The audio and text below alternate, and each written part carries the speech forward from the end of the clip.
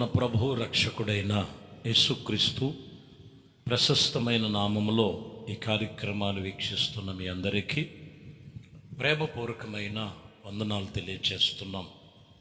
దేవుని పరిశుద్ధమైన వాక్యమును మనం ఈ పూట ధ్యానించుకుందాం. యెషయా గ్రంథము 58వ అధ్యాయము.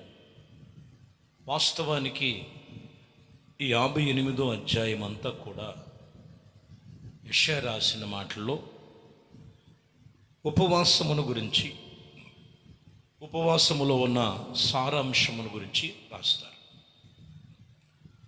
ఈ లేఖనములో 58:8లో మనం ఈరోజు చదువుతున్నాం. వస్త్రహీనుడు నీకు కనబడినప్పుడు వానికి వస్త్రములు ఇచ్చుటయు ఇదియే కదా నాకిష్టమైన ఉపవాసము. ఎలయనగా నీవు చేసిన ఎడల నీ వెలుగు వేకువ చుక్కవలే ఉదయించును, స్వస్థత నీకు శీఘ్రముగా లభించును. ఇక్కడ ఉపవాస ప్రార్థన ఎలా చేయాలి, ఉపవాస ప్రార్థనలో ఉన్న సారాంశముతో మాట్లాడుతూ ఈరోజు వాక్యం చెప్తున్న మాట, స్వస్థత శీఘ్రముగా లభించు. చాలామంది ఉపవాసం ఉంటారు, ప్రార్థన చేస్తారు, ఆ రోజు మాంతారు. ఒకవేళ 2 రోజులు పెట్టుకున్నా, 3 రోజులు పెట్టుకున్నా ఏం తినకుండా ప్రార్థన చేస్తారు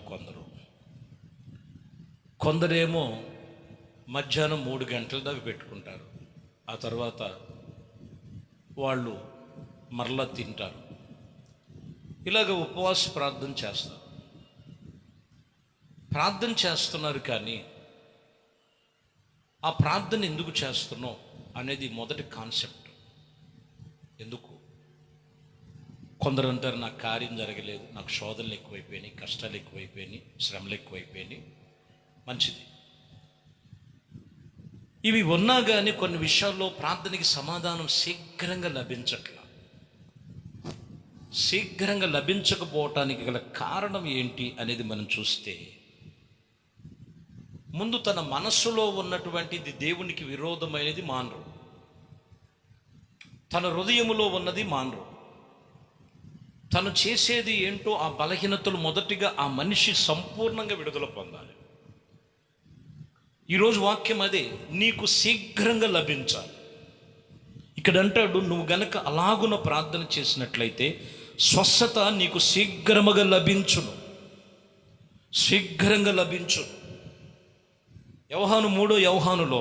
యోహాను పత్రికలో గాయికి రాస్తూ మొదటి అధ్యాయము 2వ వచనంలో మీరు చదివితే, ప్రియుడా, నీ ఆత్మ వర్ధిల్లుచున్న ప్రకారము నీవు అన్ని విషయములో వర్ధిల్లుచు సౌఖ్యముగా ఉండవలెనని ప్రార్థిస్తున్నాను. ఆత్మ వర్ధిల్లాలి. ఆత్మ వర్ధిల్లుతున్నప్పుడు అన్ని విషయములో వర్ధిల్లుతావు. నీకు శీఘ్రముగా లభిస్తుంది. సౌఖ్యముగా ఉండటకు నేను ప్రార్థిస్తున్నాను అంటాడు. అక్కడ నీవు శీఘ్రముగా లభించాలంటే ఆత్మ వర్ధిల్లాలి.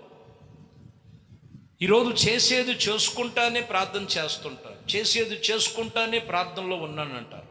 మానాల్సింది మానకపోవటం వలన శీఘ్రముగా వారికి స్వస్థత లభించట్ల. అందుకే అంటాడు, ముందు నీ బుద్ధికి స్వస్థత కావాలి, అప్పుడు నీకు శీఘ్రంగా లభిస్తుంది.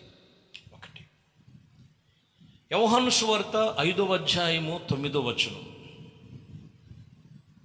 ఇక్కడ మనం గమనించినట్లయితే 8 నుంచి యేసు ప్రభువు వారు బెతస్దా అనే కోనేరు దగ్గరకు వచ్చారు. వీళ్ళు నెలకొకసారి దేవదూత నీళ్లను కదిపించినటువంటి పిమ్మట 5 మండపాలలో రోగులు అనేక మంది కుప్పలుగా ఉన్నారని రాయబడింది. అయితే యేసు ప్రభువు వారు కోనేటి ఒడ్డున పడుకున్నటువంటి వ్యక్తితో 8వ వచనం, యేసు నువ్వు లేచి నీ పరుపునెత్తుకొని నడవమని వానితో చెప్పగా, వెంటనే వాడు స్వస్థత నొంది తన పరుపునెత్తుకొని నడిచెను. ఎమ్మటనే స్వస్థత వచ్చింది. శీఘ్రంగా స్వస్థత. ఈరోజు మనము వెంటనే దేవుడి కార్యాలు చూడాలంటే, శీఘ్రంగా లభించాలంటే స్వస్థత, మనము ఎవరి మీద ఆధారపడి ఉన్నామో అనేది మనం చాలా జాగ్రత్తగా గమనించాలి. కొందరు చూద్దాం, కొందరు చూస్తే రకరకాల ఆలోచనలతో వాళ్ళ మీద ఆధారపడి ఉంటారు. అక్కడ కూడా అంతే, ఎవరు ముందు దిగుతారా నీళ్లు కదిపించినట్టు పిమ్మట ఎవరో ఒకళ్ళు ముందు దిగుదామని ఆ నీళ్ల మీద ఆధారపడటం. దేవదూత వచ్చి అక్కడ నీళ్లు కదుపుతున్నప్పుడు, ఇక్కడ మీరు గమనించినట్లయితే 38 సంవత్సరాల నుంచి ఉన్నాడు ఈ వ్యక్తి. యేసుప్రభు వారు చూశాడు, లేచి నీ పరుపునెత్తుకొని నడవమన్నాడు. ఇది నడవటానికి, ఇది జరగటానికి ముందు ఇతనిలో విశ్వాసం. ఈరోజు నీ జీవితంలో శీఘ్రంగా దేవుడి సన్నిధిలో కార్యాలు చూడాలంటే విశ్వాసం చాలా ప్రాముఖ్యం. విశ్వాసాన్ని కోల్పోకూడదు. లూకాసు వార్తలో 17వ అధ్యాయం 14వ వచనం, ఆయన వారిని చూసి మీరు వెళ్ళి మిమ్మలను యాజకులకు కనపరుచుకోమని వారితో చెప్పగా వారు వెంటనే చూడగా శుద్ధులైపోయారు. ఇక్కడ కూడా మీరు గమనిస్తే 10 మంది కుష్ఠరోగులు యేసుప్రభు వారి దగ్గరికి వచ్చారు. 10 మంది కుష్ఠరోగులు వచ్చి అక్కడ బోధకుడా, ప్రభువా, మమ్మల్ని శుద్ధినిగా చేయుటకు నీకు ఇష్టమైతే మమ్మల్ని శుద్ధినిగా చేయమన్నప్పుడు ప్రభు వెంటనే వీళ్ళ మీద చేయాడించి లేకపోతే వాళ్ళ మీద చేతులుంచి ప్రార్థన చేయాలి. దేవాలయములోనికి వెళ్ళి యాజకులకు కనపరుచుకోమని చెప్పినప్పుడు మారు మాట మాట్లాడుకోకుండా వెళ్ళిపోతున్నారండి వీళ్ళు. అరే, నేను దేవాలయంలోనికి వెళ్ళాలంటే ఊరిలోనికి వెళ్ళాలి, అక్కడ జనసమూహముల మధ్యలో ఉండాలి, ఎవడు రాళ్ళు తీసుకొని కొడతాడు అన్న సంగతి మర్చిపోయి యేసయ్య చెప్పాడు విశ్వాసముతో బోధకుడు, ఇదిగో నేను ఇది చెయ్యాలి. ప్రభు కూడా వాళ్ళలో చూసిన ఆ విశ్వాసాన్ని చూసి అక్కడ రాయబడిన మాట, వారు వెళ్ళుచూ ఉండగానే శుద్ధులైపోయారు. వెంటనే స్వస్థత శీఘ్రముగా వారికి లభించు. చాలా జాగ్రత్తగా గమనించాలి. నువ్వు చేసే ప్రతి ప్రార్థన అది కృంగిపోయిన పరిస్థితులైనా ఆత్మ వర్ధిల్లుతూ ఉండాలి. ఇదిగో ఒకవేళ అనారోగ్య పరిస్థితులైనా స్వస్థత జరగాలి. అక్కడ నిన్ను ఎన్నిక లేనటువంటి స్థితిలో ఉన్న ఎన్నిక పరిచేటువంటి దేవుని యందు కార్యములు పొందాలి. శీఘ్రముగా ఆయన నీకు స్వస్థత పరిచేవాడు. ఆయన పేరు నజరేయుడైన యేసు.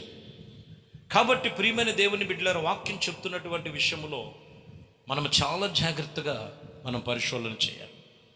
అలాగే యేసు ప్రభువారు అక్కడ ఆ ప్రాంతానికి వచ్చినప్పుడు జనసమూహముల మధ్యలో ఒక స్త్రీ 12 సంవత్సరాల నుంచి రక్తస్రావణంతో బాధపడుతున్న స్త్రీ ఒకసారి వెనకగుండా వచ్చి యేసయ్య వస్త్రపు చెంగును ముట్టింది. మీరు గమనిస్తే లూకాసు వార్త 8వ అధ్యాయం 46వ వచనములో, తాము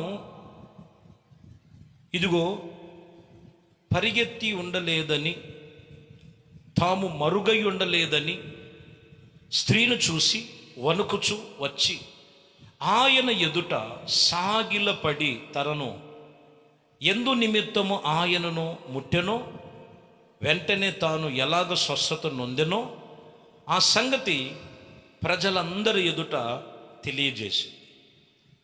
ఎందుకు ముట్టిందో, ఆమె ఎలా స్వస్థత పొందిందో తెలియజేసింది. ఏమని తెలియజేస్తుంది? అయ్యా, 12 సంవత్సరాల నుంచి నేను రక్తస్రావణంతో బాధపడుతున్నాను.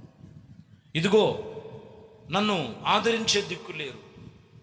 అటుపక్క ఇంట్లో అనారోగ్య సమస్యలతో అదో రకంగా నన్ను పట్టించుకోలేని స్థితి సమాజంలో ఇలా ఉంది. ఎంతోమంది వైద్యుల దగ్గరికి వెళ్ళి నేను తిప్పలు పడ్డాను, అయినా నాకు స్వస్థత జరగల. ప్రభు వెంటనే ఆమెకున్న విశ్వాసాన్ని చూసి ప్రభు అంటున్నాడు, నీ విశ్వాసమే నిన్ను స్వస్థపరిచింది. వెంటనే నీకు శీఘ్రముగా మొదటిగా చెప్తున్నటువంటి మాట, శీఘ్రముగా దేవుడు నిన్ను ఆయన స్వస్థపరచబడునుగాక, స్వస్థత కలుగు చేయునుగాక. యేసుక్రీస్తు సర్వశక్తి కలిగిన దేవుడు. ఆయన ఏ విషయములో కొదవ లేకుండా, ఏ విషయంలో కొరత లేకుండా ఆయన కృప చొప్పున నిన్ను స్వస్థపరచగలిగిన దేవుడు. ఆయన పేరు నజరేయుడైన యేసు. రోమాపత్రిక 16వ అధ్యాయములో 20వ వచనములో మీరు చదివితే, సమాధానం కర్తయగు దేవుడు సాతానును మీ క్రాళ్ళ క్రింద శీఘ్రముగా చితక దొక్కుచు మన ప్రభు అయిన యేసుక్రీస్తు యొక్క కృపకు మీకు తోడై ఉన్నాడు గనుక ఇక్కడ మీరు గమనించాలి.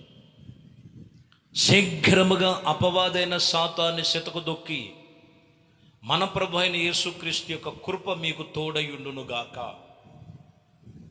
శీఘ్రంగా ఇక్కడ ఏమిటిదంటే రెండో విషయంలో అపవాది తంత్రములు చితకు దొక్కాలి. కాబట్టి ప్రియమైన దేవుని బిడ్డలారా, శీఘ్రంగా నీకు స్వస్థత కావాలి, శీఘ్రముగా నీకు ఆరోగ్యము కావాలి, శీఘ్రముగా నీవు అన్ని విషయములో దేవుడి సన్నిధిలో సంతోష సమాధానాలతో ఉండాలి. ఇక్కడ కూడా సమాధానకర్తయగు దేవుడు నీవు వాక్యం చెప్తున్న ప్రకారముగా దాన్ని నువ్వు శీఘ్రముగా చితకదొక్కుము. ప్రభు చెప్తున్న మాట, శీఘ్రముగా స్వస్థత లభిస్తుంది. కాబట్టి అపవాది తంత్రాలు మీరు ఎరగండి. లోకమంతా కూడా అపవాది తంత్రముల చేత నానా విధమైనటువంటి పరిస్థితుల మధ్యలో యవనస్తులు, అటు మధ్య వయసులో ప్రతి మానవ జీవితంలో విరుచుకుపడుతున్నటువంటి రోజులు, వాడి తంత్రములు ఎరిగి మీరు శీఘ్రంగా వాడి కుయుక్తులు లయపరిచి, లయకర్త వాడిని లయపరచుటకు మీ నడుము బిగించి బహుబలముగా ఎదిరించడానికి మీరు సిద్ధముగా ఉండాలి. అట్టి కృపలో దేవుడు మిమ్మల్ని ఈరోజు వాక్యం చెప్తున్న మాట, నువ్వు చేసే ప్రతి ప్రార్థన శీఘ్రముగా స్వస్థత జరుగుద్ది, శీఘ్రంగా బలము కలుగుతుంది, శీఘ్రముగా ఆత్మ సంబంధముగా ఎదుగుతావు, శీఘ్రముగా అపవాది తంత్రములను లయపరుస్తావు. ప్రభు అయిన యేసుక్రీస్తునందు విశ్వాస సహవాస సంబంధములో ఆత్మీయతలో నువ్వు ఎదగాలి. దేవుడు కృప మీకు తోడై ఉండి అటు రీతిగా నడిపించునుగాక. ప్రార్థన. ప్రేమ స్వరూపి దయగలిగిన మా ప్రభువా, మీ శ్రేష్టమైనది పరిశుద్ధ నామమును బట్టి మీకు స్తోత్రాలు. మీ కృపా దయా సంకల్పమును బట్టి ఇదిగో ఈ ఉదయకాలము ఈ ప్రార్థనలో ఏకీభిస్తున్న ప్రతి ఒక్కరిని మీరు దీవించి దర్శించి ఆత్మ సంబంధముగా మీ కృపలో నడిపించండి. శీఘ్రముగా స్వస్థత కలుగునుగాక, శీఘ్రముగా ఎవరు బలహీనంగా ఉన్నారో బలము కలుగునుగాక, శీఘ్రముగా ఇదిగో మీ సన్నిధిలో సంతోష సమాధానాలతో నింపబడుదురుగాక, శీఘ్రముగా అపవాది తంత్రములు లయమైపోవునుగాక. ఆత్మ సంబంధమైన ప్రతి కార్యమును మీ కృపలో జరిగించును. నజరేయుడైన యేసుక్రీస్తు నామములో ప్రార్థించి వేడుకొనుచున్నాము తండ్రి, ఆమేన్. ప్రభు మిమ్మల్ని దీవించి ఆశీర్వదించునుగాక.